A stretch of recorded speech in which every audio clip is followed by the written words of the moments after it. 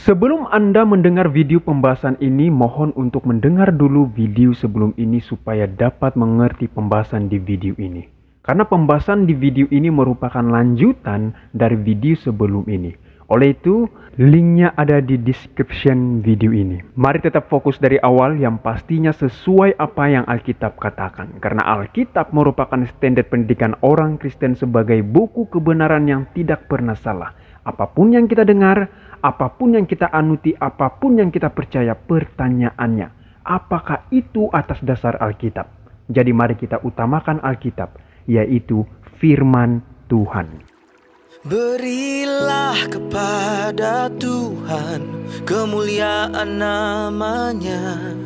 Sujudlah kepada Tuhan dengan berhiaskan kekudusan.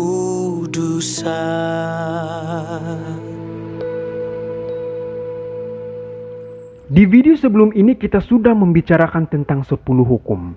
10 hukum masih tetap dituruti. Namun menuruti hukum bukan supaya selamat, tetapi menuruti hukum karena tanda respon dan kasih kita kepada Tuhan atas keselamatan yang Dia sudah berikan.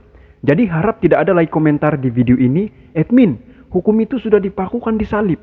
"Admin, kita tidak lagi di bawah pengawasan hukum." Jawabannya ada di video sebelum ini, jadi sila Anda tonton. Ingat saudara-saudari, Tuhan menghendaki agar kita menuruti perintahnya dan bukan melanggar perintahnya. Tidak menuruti firman Allah atau hukum, itu petanda kita mau tetap tinggal dalam perbuatan dosa dan tidak mengasihi Allah. Kita pasti semua setuju bahwa 10 hukum Allah adalah sifat atau tabiat Allah sendiri. Apa buktinya bahwa 10 hukum Allah itu adalah sifat dan tabiatnya? Allah dan juga 10 hukum Taurat. Nah, kalau video sebelum ini mengatakan bahwa 10 hukum itu masih tetap berlaku, itu berarti hukum keempat yaitu ingatlah dan kuduskanlah hari Sabat juga masih berlaku karena hukum keempat berada dalam senerai dalam 10 hukum tersebut. Kalau ada yang berpendapat bahwa hukum itu tidak berlaku lagi, itu berarti orang itu suka melakukan dosa. Artinya sepanjang hidupnya dia mungkin memberontak terhadap ibu bapak, membunuh, berzina sana sini, mencuri, berbohong, dan sebagainya. Sebab baginya hukum itu tidak berlaku lagi. Namun, jika orang itu tahu itu semua perbuatan dosa dan tidak baik untuk dilakukan, berarti Tuhan yang menaruh hukum itu ke dalam hati sehingga kita menyadari itu adalah salah. Jadi kalau begitu, berarti hukum itu masih berlaku. Sebab Tuhan menghendaki kita tidak melakukan dosa. Dosa itu adalah pelanggaran hukum. Saya ulangi, kenapa kita tahu itu adalah dosa? Karena Tuhan menaruh hukum itu ke dalam hati kita. Ibrani 8 ayat 10 firman Tuhan berkata, "Aku akan menaruh hukumku dalam akal budi mereka dan menuliskannya dalam hati mereka. Maka aku akan menjadi Allah mereka dan mereka akan menjadi umatku."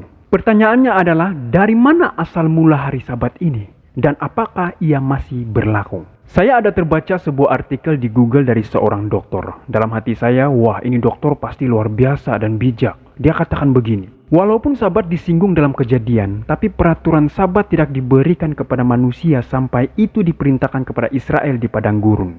Lalu dia menguatkan lagi pendapatnya. Dia katakan, Sabat diberikan bukan kepada manusia secara umum, tetapi kepada Israel saja, sebagai tanda perjanjian yang khusus antara dia dengan Allah. Apakah benar demikian yang dikatakan dokter ini, saudara-saudari? Sekali lagi, Alkitab merupakan standar pendidikan orang Kristen. Oleh itu, biarkan Alkitab yang menjawab dan jangan membuat pendapat sendiri. Mari lihat apa yang langsung dikatakan dari mulut Tuhan Yesus sendiri. Markus 2 ayat 27 dan 28. Lalu kata Yesus kepada mereka, Hari Sabat diadakan untuk manusia dan bukan manusia untuk hari Sabat. Jadi anak manusia adalah juga Tuhan atas hari Sabat. Ayat ini tidak mengatakan hari Sabat hanya untuk orang Israel atau Yahudi saja. Tetapi jelas Yesus mengatakan di ayat ini bahwa Sabat diadakan untuk manusia. Jika Anda percaya Tuhan Yesus, pasti Anda percaya apa yang Dia katakan dari bibirnya. Lebih baik biarkan Alkitab menjawab daripada menguatkan pendapat sendiri. Jadi itu berarti semua yang merasakan dirinya manusia seharusnya memelihara dan menyucikan hari Sabat. Tetapi karena manusia tidak mengindahkan perintah Allah, maka ramai yang melupakan hari Sabat. Allah mengabadikannya dalam hukum keempat yang ditulis oleh jarinya sendiri dalam Keluaran 20 ayat 8. Ingat dan kuduskanlah hari Sabat. Kenapa perlu ingat? Sebab banyak orang yang sudah melupakan. Lalu saya terus membaca artikel si dokter itu. Ada lagi yang dia singgung. Dia katakan hukum Sabat sangatlah ketat dan keras. Tidak boleh ada pekerjaan, tidak boleh mengangkut barang, tidak boleh menyalakan api dan sebagainya. Nah, kalau kita baca perjanjian baru, saudara dan saudari, para rabi yaitu ahli-ahli Taurat dan orang-orang Farisi membuat daftar 39 kategori kegiatan yang dilarang pada hari Sabat. Setiap kategori itu mencakup beberapa aturan. Yesus memahami bahwa semua peraturan yang tak terhitung jumlahnya itu yang dibuat para rabi telah membuatkan hari Sabat malah menjadi hari kesedihan atau penderitaan, bukannya hari kenikmatan dan persekutuan dengan pencipta kita. Sekali lagi, Yesus menghendaki hari Sabat itu bukan bebanan, kesedihan, penderitaan, tetapi dia mau hari Sabat itu hari kenikmatan dan persekutuan mengingatkan akan pencipta kita. Yesus berkata bahwa hari Sabat diadakan untuk kepentingan manusia, bukan sebaliknya, termasuk memberikan kesempatan untuk beribadah. Sebagai karunia Tuhan bagi semua manusia, hari Sabat tidak dimaksudkan untuk menindas, tetapi untuk memberikan kelepasan dan pembebasan. Ini benar-benar cara untuk mengalami istirahat dan kebebasan kita di dalam Kristus. Jadi apakah hari Sabat keras dan ketat? Tidak. Yang membuatkan ia keras dan ketat adalah orang Farisi dan ahli-ahli Taurat. Itu sebabnya Yesus membetulkan apa yang sepatutnya dilakukan pada hari Sabat. Nah, ada yang bertanya kepada saya, Edmin, hari Sabat itu tidak berlaku lagi sebab Yesus sendiri melanggar hukum Taurat. Yesus sendiri melanggar hari Sabat. Lalu dia mengutip ayat Alkitab di dalam Matius 12 ayat 1 dan 2 yang berkata demikian. Pada waktu itu pada hari Sabat Yesus berjalan di ladang gandum. Karena lapar, murid-muridnya memetik bulir gandum dan memakannya. Melihat itu berkatalah orang-orang Farisi kepadanya, "Lihat, murid-muridmu berbuat sesuatu yang tidak diperbolehkan pada hari Sabat." Saudara dan saudari, apakah ayat ini meyakinkan kita bahwa Yesus melanggar hari Sabat? Apakah Anda juga seperti orang-orang Farisi yang menuduh Yesus dan murid-muridnya melanggar hari Sabat? Sayangnya, ramai orang malah lebih membela orang Farisi berbanding Yesus dan murid-muridnya. Mana yang Anda pilih? Membela Yesus dan murid-muridnya melakukan yang sepatutnya pada hari Sabat, atau membela orang-orang Farisi melakukan yang tidak sepatutnya pada hari Sabat? Pikirkan tentang itu. Siapa Tuhan atas hari Sabat? Dalam Markus 2 ayat 28, Yesus adalah Tuhan atas hari Sabat. Sudah seberapa sering kita mendengar banyak sekali orang-orang Kristen, baik orang Kristen awam, teolog, pendeta, pastor, atau apapun yang menggunakan ayat ini dan mengajar bahwa Tuhan Yesus melanggar hari Sabat. Sudah ramai yang meyakini bahwa tidak perlu menguduskan hari Sabat lagi karena Tuhan Yesus saja melanggar. Namun apakah demikian saudara-saudari? Jika kita ingin mengatakan bahwa Tuhan Yesus melanggar hari Sabat, maka haruslah ada bukti tertulis dalam hukum Taurat bahwa memang ada perintah atau larangan dari Tuhan bahwa tidak boleh memetik bulir gandum pada hari Sabat. Coba Anda cari dari kitab Kejadian sampai Maliaki, apakah ada larangan memetik bulir gandum pada hari Sabat? Jawabannya adalah tidak ada sama sekali. Sama sekali tidak ada larangan dalam hukum Taurat bahwa tidak boleh memetik bulir gandum pada hari Sabat. Perhatikan ayat ini. Ulangan 23 ayat 25 mengatakan, apabila engkau melalui ladang gandum sesamamu yang belum dituai, engkau boleh memetik bulir-bulirnya dengan tanganmu. Tetapi sabit tidak boleh kau ayunkan kepada gandum sesamamu itu. Jadi siapa yang tidak menuruti hukum sekarang? Yesus dan murid-muridnya atau orang Farisi? Apakah Anda masih mau membela orang Farisi? Justru yang sedang Tuhan Yesus dan murid-muridnya lakukan malah sangat sesuai dengan hukum Taurat, di mana hukum Taurat memperbolehkan memetik bulir gandum di ladang sesama.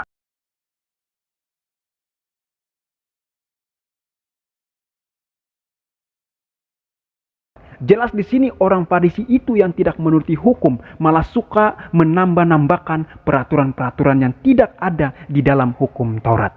Jadi saudara-saudari, apakah masih mau membela orang-orang Farisi? Jadi jangan kita menafsir tanpa memahami konteks dengan benar. Yesus itu datang ke dunia harus menjadi domba yang tak bercacat yang mentaati hukum Taurat. Jadi jika Tuhan Yesus melanggar hari Sabat, apa artinya itu? Artinya, Tuhan Yesus tidak memenuhi kualifikasi sebagai domba yang tak bercacat dan tidak layak untuk menebus dosa-dosa kita jika dia melanggar hukum. Namun yang jelas, dia menuruti hukum. Banyak hal yang Tuhan lakukan pada hari Sabat yang diperbolehkan pada hari Sabat. Meskipun orang Farisi menambah peraturan-peraturan pada hari Sabat, tetapi Yesus memperlihatkan apa yang diperbolehkan pada hari Sabat, termasuk menyembuhkan orang pada hari Sabat. Menyembuhkan dan melakukan kebaikan di hari Sabat merupakan kepentingan manusia sesuai firman Tuhan katakan hari Sabat untuk kepentingan manusia, bukan hari Sabat diisi bebanan atau kesedihan, tetapi diisi sukacita, hari kenikmatan suatu pelayanan yang diperbolehkan pada hari Sabat. Jadi Yesus melakukan itu semua pada hari Sabat, bukan Yesus sedang memperlihatkan dia melanggar, tetapi dia memperlihatkan bahwa dia menuruti hukum Taurat dan melakukan apa yang boleh dilakukan pada hari Sabat. Markus 3 ayat 4 berkata, kemudian katanya kepada mereka, manakah yang diperbolehkan pada hari Sabat? Berbuat baik atau berbuat jahat? Menyelamatkan nyawa orang atau membunuh orang? Tetapi mereka itu diam saja. Ada lagi yang bertanya pada saya, Edmin, hari Sabat disebut sebagai hanya bayangan atau simbol dari Kristus. Dia mengutip ayat ini, Kolose 2 ayat 16 dan 17.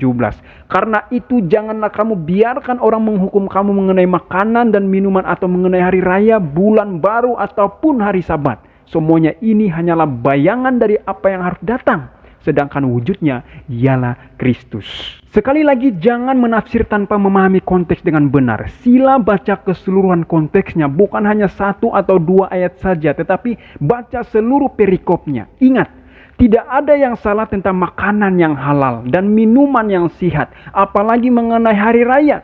Ini kan pula tentang hari Sabat yang tertulis dalam hukum. Memangnya apa yang salah tentang hari Sabat?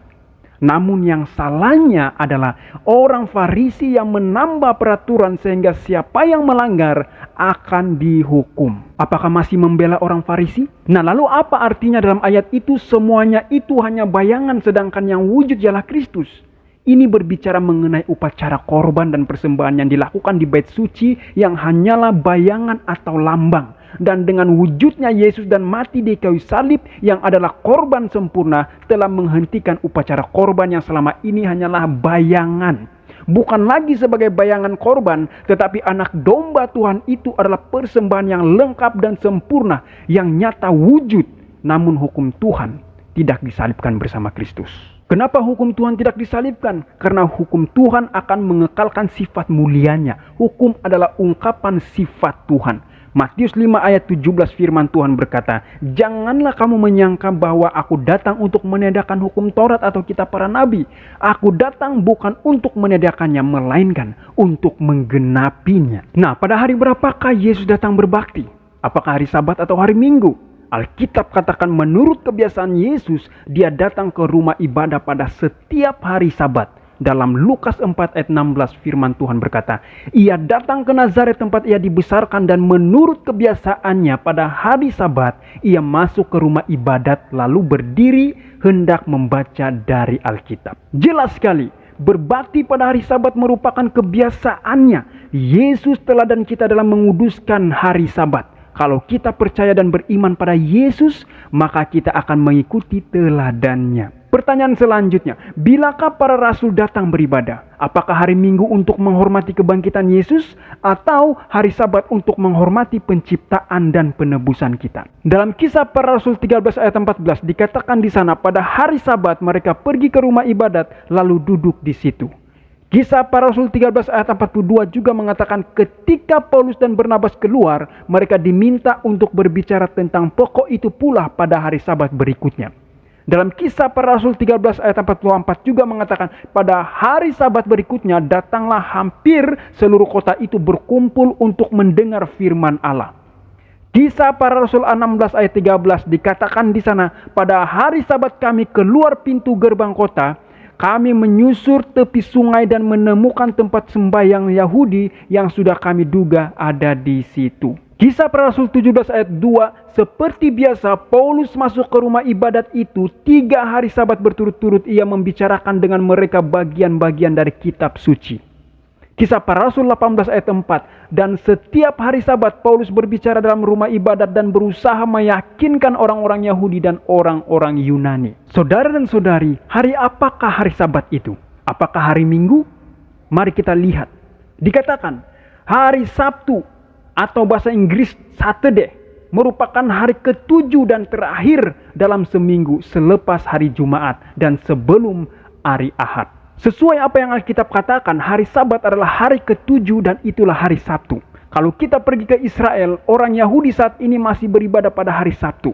Dan mereka tidak menyebut Sabtu atau Saturday, tetapi Sabat. Meskipun telah dilakukan banyak perubahan pada kalender, perubahan ini sama sekali tidak mempengaruhi siklus mingguan. Lalu hari apakah hari pertama itu? Dikatakan Ahad atau bahasa Inggris Sunday atau Minggu ialah hari pertama dalam seminggu. Firman Tuhan berkata di dalam Matius 28 ayat 1, setelah hari Sabat lewat, menjelang menyingsingnya fajar pada hari pertama minggu itu, pergilah Maria Magdalena dan Maria yang lain menengok kubur itu. Saya ingin mengajak kita sesuatu yang menarik di sini. Sesuai apa yang Alkitab katakan, saya yakin kita pasti setuju bahwa hari persiapan adalah sebelum Sabat. Dan selepas hari persiapan, pastilah hari Sabat. Perhatikan ayat ini. Markus 15 ayat 42. Sementara itu hari mulai malam dan hari itu adalah hari persiapan, yaitu hari menjelang Sabat. Artinya hari persiapan itu sebelum hari Sabat. Lihat lagi ayat ini. Lukas 23 ayat 54. Hari itu adalah hari persiapan dan Sabat hampir mulai. Ayat ini meyakinkan kita bahwa hari persiapan itu sebelum hari Sabat. Pertanyaannya, hari apakah hari persiapan itu yang sebelum Sabat itu? Mari lihat kamus Alkitab yang kita punya. Saya yakin kebanyakan Alkitab kita memiliki kamus di halaman terakhir. Saya ajak kita membuka kamus di halaman terakhir Alkitab kita dan cari kata hari persiapan. Jelas dikatakan hari persiapan itu adalah sebelum hari Sabat. Jadi hari Jumat di mana persiapan untuk Sabat. Saya ulangi, hari persiapan itu adalah sebelum hari Sabat. Itulah hari Jumat di mana persiapan untuk Sabat. Artinya, selepas hari persiapan adalah hari Sabat. Jadi hari persiapan adalah Jumat. Itu berarti selepas hari Jumat adalah hari Sabat, hari ketujuh yaitu hari Sabtu. Masih ingatkah kita Yesus disalibkan pada hari Jumat yaitu hari persiapan. Lalu dia beristirahat di dalam kubur pada hari Sabat. Dan dia bangkit pada hari pertama minggu itu.